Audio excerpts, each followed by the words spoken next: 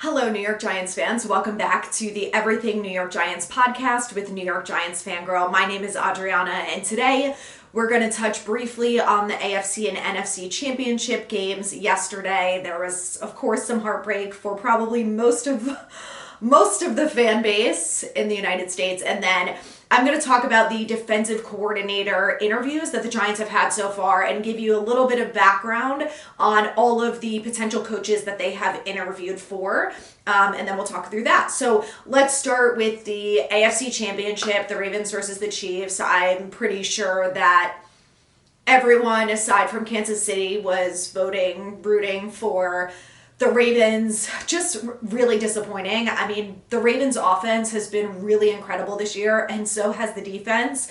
And the first half, I was just shocked. Like, I could not believe the Ravens defense looked like they were asleep. The offense, I mean, this is where some of the frustrating things that I feel like as a Giants fan, and I'm sure you guys will agree with me on this, is that Lamar Jackson is probably going to win MVP this year. He is an elite quarterback. No one is ever going to dispute that. But he can't win the game by himself, okay? Spags is an incredible defensive coordinator. We all know that. The way that he was blitzing the shit out of the Ravens offensive line, Lamar barely had time to do anything. When he did have time, his balls were getting batted down. His receivers were not catching the ball. And they had no run game. This is a team that went into this game being one of the top running games in the NFL. And it's just, I mean, and we'll talk about this when we get to Lions, like, it's just frustrating. And obviously it's not our team, so I'm glad it wasn't our team. But as I'm watching the Ravens, I was almost like, and I think I said this on Instagram Live, I was like, this is like watching the Giants. The offensive line is horrific. Lamar Jackson barely has any time to do anything, and that's what happens when you get blitzed the shit out of and you just can't pick it up and do anything about it. No running game, and then the passing game was atrocious because no one caught the ball. It's just like, what do you expect from an offense? Even when you have someone like Lamar Jackson, who's an elite quarterback, and he deserves some of the blame. Like, some of the balls were not great, but, you know, all of the ones that got batted down, it just was really frustrating to watch. And I can imagine that if you're a Ravens fan, you were even more frustrated. But I'm so disappointed because anything regarding the Chiefs is not about football anymore. And yes, Travis Kelce is now, I think, the number one tight end with the most amount of receptions. That was like the only thing that they talked about the whole game, aside from Taylor Swift. And I am an NFL fan. I've been an NFL fan my whole life. And I know a lot of us feel like this with the whole Taylor Swift thing. Like, it's not about football anymore. And that's what all of us have cared about this entire time. I can like Taylor Swift as much as the next one, but she has nothing to do with football. She's not the only famous person to A, be at football games, and B, to date an NFL player. And this is the first and probably only thing that I will agree with Des Bryant on. But I saw him comment on some post that the NFL posted about fucking Taylor Swift in the Super Bowl. And he's like, bro, we all dated, not all of us, but he's like, a lot of us dated famous people, whether they were rappers, singers, actors, songwriters, like whatever you want to call it. A lot of NFL players have dated famous people and still are, and they don't get nearly the amount of attention that Taylor Swift gets. And I get it, she's Taylor Swift, but if it was Harry Styles, who I would probably equate as like maybe the closest equivalent to Taylor Swift from a male singer perspective, it would not be nearly as close as this. And I get it's not the same comparison, but it's just frustrating. Like, the other thing that really pisses me off is when you see someone like Adam fucking Schefter, and I know a lot of people have lost respect for Schefter over the last couple of years, and that's fine, but at the end of the day, he's still number one in the business, and people still trust him, and a lot of his reports are accurate. But when I was on TikTok yesterday before the game, And why is he posting about Taylor Swift? Do you know what his fucking video on TikTok was about? Taylor Swift. Not about the Chiefs, not about the Ravens, not about the AFC Championship. He made a full video saying, well, if the Chiefs win, how is Taylor Swift going to make it to the Super Bowl? She's going to be in Japan, I think, with a tour the night before. Is she going to be able to get there? Bro, we don't care. Your job is to talk about football, not fucking Taylor Swift or any other football girlfriend. We do not care. We're here for football. And then after the game, I'm pretty sure it was either him or Ian Rappaport, tweets, the Chiefs and Taylor Swift are in the Super Bowl. Again, is Taylor Swift on the fucking field? We don't care. I am so sick of it, and I am so disappointed in LeVar and the Ravens because they have subjected us to this.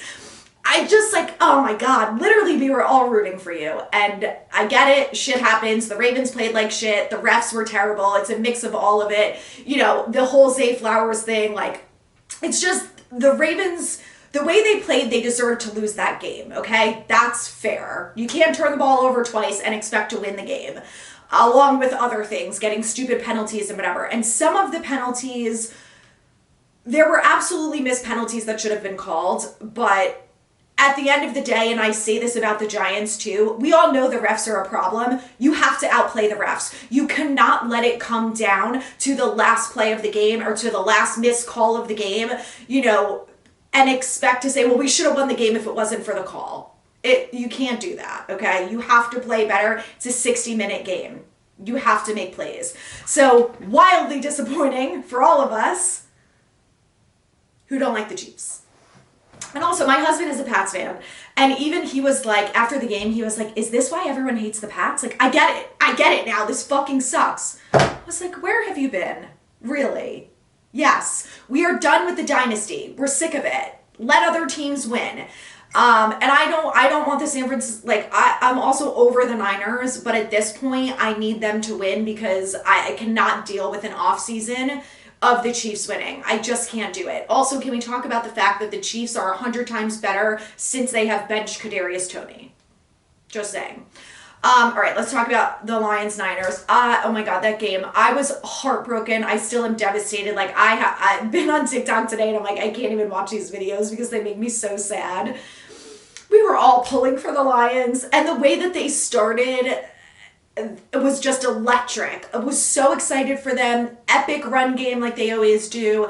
The passing was great. I mean, they definitely had some drop balls, but the offense did a really great job of moving the ball and scoring points and putting up touchdowns. And I just was oh my God. But then, I think all of us Giants fans are kind of waiting for the shoe to drop because this has happened with the Giants over and over and over again. They either start terribly and maybe pick it up in the second half, but they don't do enough to win the game and it goes right down to the last second, or vice versa. They start off strong like the Lions did and then they just kind of fall off. So the second half was really disappointing. And, to be up by 17 points, I know that's all everyone's going to talk about. You think it's a good lead, but there's this whole thing, you can't count the Niners out. And the reality is it's not just that. The defense just didn't have their shit together in the second half. Just like the Ravens offense didn't have their shit together in the first half. Sometimes you just can't play strong for 60 minutes. And unfortunately, that's what happened. Obviously, Dan Campbell, I think most people were surprised because it was the NFC Championship game that he didn't go for the kick there. But did you expect him to go for the kick? I mean, he has gone for it more than any other coach probably ever in the history of the NFL on fourth down. So I get the rational mind is thinking, well, this is the NFC Championship game. You need to take advantage of all the points. And I agree with that. I do. But also it's Dan Campbell. If it's any other coach, you're thinking they're going to go for the kick here. So it was disappointing, and it's especially disappointing when if they had gone for the kick, at least the first time, the game would have been tied, giving the Niners the ball back with less than a minute left.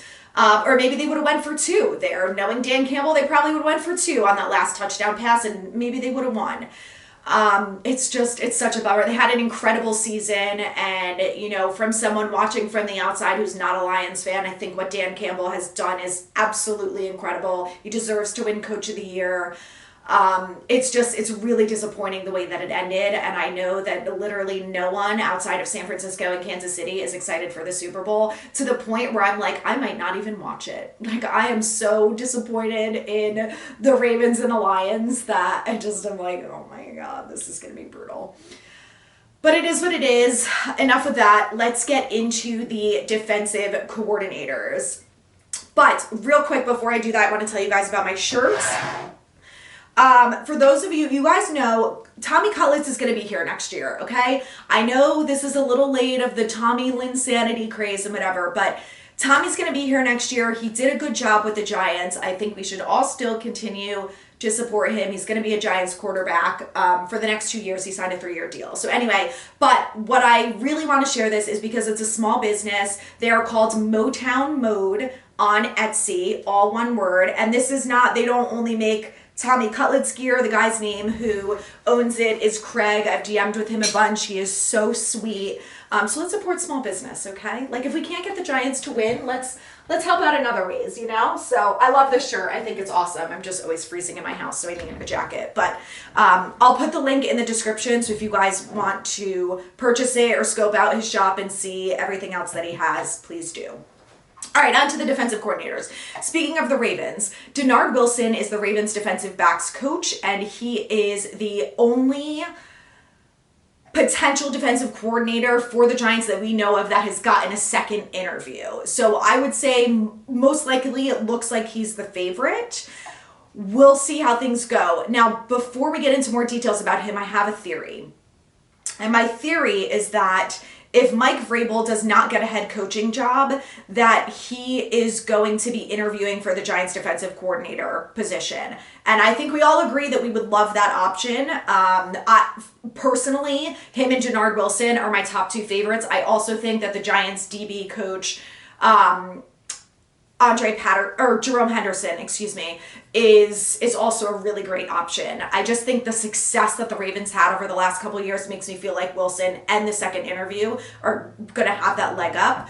But to have Vrabel would be epic. Obviously, he was fired, so if he doesn't get a head coach role, he's either taking a year off, which someone young and successful like him, I don't expect him to do that. Or he's going to take a defensive coordinator role, and maybe it's going to be with the Giants. So that would be my first choice, but if not, I'm really into Denard Wilson, so let's talk about him. So he's been in the NFL coaching for 12 years. He has been with the Bears, Rams, Jets, Eagles, and obviously the Ravens. When he was with the Eagles,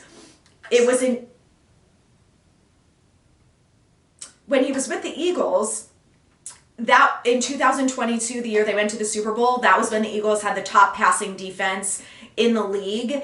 And that was when he was the defensive backs coach there. So he had a lot of success with the Eagles. Obviously, we all know that. We remember that defense. So he's obviously has played an instrumental role with the Ravens and Eagles and even the Jets. Like, the way that the Jets defense has developed over the last couple of years, you don't just get that good overnight. So he was there before he went to the Eagles for a few years and absolutely helped the Jets. I believe it's 2017 to 2020. Really helped develop some of those players. And some other players that he's really helped develop are Jamal Adams, James Bradbury, Darius Slay, and Marcus May. And we all know the success that those guys have had in the league. So again, Denard Wilson is one of my top favorites. I think he has an extensive history, and I think that he would be a really good option at DC for the Giants. Now, another candidate that I like, who I don't believe has gotten a second interview, maybe now that the Chiefs won, he will, I don't know, is Brendan Daly, who is the current Chiefs linebacker coach. So he was with the Patriots before he was with the Chiefs, and during his time with both of those teams, he has been a part of 5 Super Bowl championships. So the guy knows how to win, and he's been a part of some really good defenses over those years. He has 18 years of experience coaching in the NFL. With the Chiefs, he also has defensive line coaching experience, and I think that's important because we all know who Chris Jones is, and he's going to be a free agent this offseason. And if Daly gets the opportunity to be the DC with the Giants, is there then the possibility that we can bring in Chris Jones? I don't know. Obviously, a lot of things this offseason depend on money, but could be an option. You never know. So during his time there, As the defensive line coach, Chris Jones had 9 sacks and made it to the Pro Bowl. He was the leader on the team in sacks, and right behind him was Frank Clark with 4.5 sacks. He was also the defensive line coach with the Patriots. Like I mentioned, something else I wanted to talk about with Daly is that he was with the Vikings as well. And during his first year with the Vikings, they became the first NFL team to lead the league in rushing defense for 3 seasons in a row. During those 3 seasons, they held opponents to under 75 rush yards per game. That is insane. Absolutely insane. He also spent 3 years with Spags. We all saw again yesterday how unbelievable Spags is, so he's learning from one of the best in the league, no question there. As the defensive line coach when they were both with the Rams from 2009 to 2011. So Daly has a lot of really amazing experience with a lot of good teams and with a lot of good coaches and of course some good players. So I think that he could be a really good option here too. We'll see if he gets a second interview this week. I do expect them to hire someone, I think, by Friday. I just feel like this process is taking so long. But if someone like Daly is really in the running, then, I mean, are they going to wait till after the Super Bowl? I don't know. We shall see. Next is Anthony Campanile. He is the Dolphins linebacker coach. He's been with them since 2020.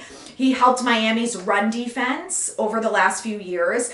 They ranked 4th in yards per game at only 103 yards. Again, so obviously, we know this team has really struggled against the run, and to get someone like these linebacker coaches who really have experience with stopping the run is so imperative to us winning games next year. So this was only 103 yards per game in 2022. In 2021, he helped with rushing the passer, ended the season with 48 sacks. Something else that I want to know is that he coached at Boston College, and we all know how the Maras feel about literally anyone from Boston College. He was there from 2016 to 2018. Then he went to the Eagles. In 2018, they ranked 11th in takeaways. And then he played safety at Rutgers, and then after college, he coached a bit at Rutgers from 2012 to 2015. So again, someone else who has a lot of coaching experience, not as much as someone like Daly or Wilson, but definitely has good experience, worked with talent, and really helped develop these guys. And again, when it comes to the run defense, have a lot of experience with success there. Like we all know this team needs. Next up, honestly, this is probably my least favorite option of the bunch. And I think maybe it's mostly just because I haven't found a ton of great information about him, but also like we just don't need more people from the Bills. I'm sorry. So Bobby Babich is the Bills linebacker coach. He's been with the Bills since 2017. Prior to that, he was with Florida International, the Browns, Panthers, Eastern Illinois, Kent State, and his father actually coached in the NFL for the Bills 2003 to 2021. So, you know, they both have experience with the Bills. I know that he learned from some great coaches. We can agree that what the Bills have done in the last 5 years or so has been pretty impressive until they get to the final game where they can't close it out. But overall, success and talent there. So during his time coaching, he has coached linebackers, safeties, defensive backs. So I think that's important. He's might be more well-rounded than some of the other coaches, having experience with all those positions. And in 2022, he helped develop linebacker Matt Milano. We all know, very successful, had 12.5 tackles for loss and earned his first team All-Pro. In 2021, the Bills defense ranked 1st in overall defense. That was when Leslie Frazier was the defensive coordinator. And in 2020, the Bills defense finished 3rd in takeaways with 25. So again, he's not a bad option. Out of all of these options, he's personally not my favorite. Next up is Shane Bowen, who's the former Titans defensive coordinator. He was with the Titans for 6 years, 8 total years in the NFL. In 2021, he was promoted to defensive coordinator. Prior to that, I believe he was the defensive backs coach. He directed one of the NFL's stingiest defenses against the run, one of the best defensive units on 3rd down, also important. He's done a great job with both of those things over the years. Opponents averaged a league low of 80.7 rush yards per game. And obviously, we all know how difficult that is, especially with some of the talent that's come out over running back over the last, 5-10 years or so. The defense allowed a third down conversion rate of 35.4, 154 of 435, which is pretty good. And then it ranked third behind the Bills and the Baltimore Ravens. So again, great third down conversion rate. So Bowen's had some success. In 2021, it was his first season as the defensive coordinator. Titans ranked second in the NFL in rushing defense, under 85 yards a game. 2021, the defense was tied for 9th in sacks with 43. And then that same year, in 2021, his defense ranked 12th in total defense, 6th on third down, and 6th in scoring defense. So Bowen has some good experience as well. I think he's an okay option. I think when you look at some of the experience of some of the other guys like Wilson and Daly and even Campanile, I don't know, those guys just stick out to me a little bit better, although I think that Bowen has had good experience with the Titans defense over the years. Okay, we got two more. Derek Ainsley is the former Chargers DC, and I think we can all agree that he's probably the least favorite on the list. The Chargers obviously have been a bit of a disaster the last couple years, with Justin Herbert being the only exception. He's been a coach since 2005. He was in college and NFL like a lot of these other coaches. He coached defensive backs and then eventually was hired as the defensive coordinator for the Chargers. He was only with them for 1 year as the defensive coordinator in 2023, but he had been coaching defensive backs for 2 years prior to that with the Titans. And in 2023, they ranked number 29 overall and 30th in passing defense, tied for 17 with the Chiefs in run defense, 24th in scoring defense, 13th in red zone defense, 16th in third down. So not horrible. Again, not my favorite. He would be my least out of all of these guys. Last up, let's talk about Jerome Henderson, who is the current Giants defensive back coach. He's been in the league for 17 years. He was with the Jets for 2006 to 2008.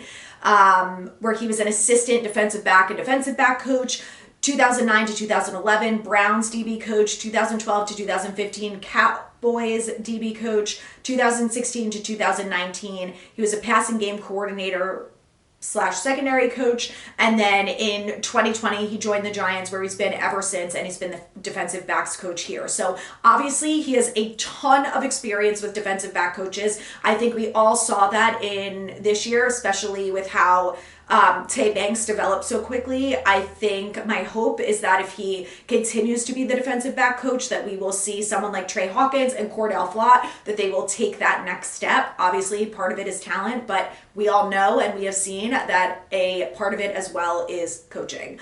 So I have seen videos of some of the drills that he's done and the way that he is loved by the players. I think he's a guy that if he ends up being the defensive coordinator, I think players will love him and will rally for him. And I think that's obviously a big step and something that I think everyone will like.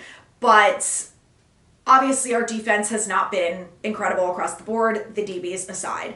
So in 2022, the Giants allowed 214 passing yards a game to finish 14th in the NFL, which was the team's highest ranking since it was 10th in 2013. So we know, we've watched this team, we know the defense has been bad, and even in the last couple of years, it's not been amazing by any means. But the fact that from 2013 to 2020, our defense was horrific, and he managed to get them in the top half of the NFL is a good thing. Something else I want to highlight here too is that the defense excelled despite multi-game absences due to injury, which we all know. Injuries of Adoree Jackson and Aaron Robinson and Xavier McKinney. Now I know you're all going to say we didn't miss Aaron Robinson, and you would be right on that. But the other two, Adoree Jackson and Xavier McKinney, obviously missing them, our defense struggled. But the fact that they could end up being 14th in the NFL, allowing only 214 pass yards a game, is better than it had been prior to that. Something else we need to talk about is that Henderson helped several newcomers become important contributors, including Jason Pinnock, Cordell Flott, and Dane Belton. Now, I'm not going to come out and say that they are all pro safeties or corners. We would all agree that they are not. But again, the focus is on development, right? When Dane Belton played this year, he played quite well. Couple missed tackles, but overall made plays when he was in the game. Jason Pinnock was fantastic this year. I would like to see him come back. And same thing, Cordell Flott has been a little up and down. I would like to see him be more consistent, and I hope that's something that, if Jerome Henderson is still the DB's coach, that he can help that. In 2021, McKinney led the team with 5 interceptions, which was the highest total by an NFL safety that season. So something else to keep in mind. Again, the Giants defense has, especially the defensive backs unit, has been pretty okay over the last few years. Again, not amazing by any means, but better than they have been prior to that for a long time. One last thing. In 2020, Henderson was instrumental in improving a pass defense that jumped from 28th in the league the previous season to a tie for 16th. So again, in 1 year, he did some pretty good work from the passing defense. So like I said, I like Jerome Henderson. I would say my top 3 candidates outside of Vrabel, because we don't know what's going to go on with him, is Jerome Henderson, Anthony Campanile, I'm going 4 here, Brendan Daly, and Denard Wilson. It seems like Denard Wilson is the favorite. It has been reported that he is the only one who's gotten a second interview. So stay tuned. Like I said, I'm hoping we know at some point this week. And as soon as we find out, I will do a little mini episode on everything you guys need to know about the coach. We'll go more in depth on that. And if it is someone like Jerome Henderson, then we'll try and see who the defensive backs coach is going to be. So that's all I got for you guys today. Thanks for listening and watching. Again, shop Motown Mode on Etsy. It's not sponsored. He just is a Giants fan who is fantastic, and I want to support small business, and we love Tommy Cutlets, okay? So please rate, review, subscribe, share with your friends. This is going to be a very exciting off season for us. So everyone needs to stay in the know and get excited about the free agent moves we're going to make, the draft. I'm going to go more in depth into that next week. So I'll see you guys then.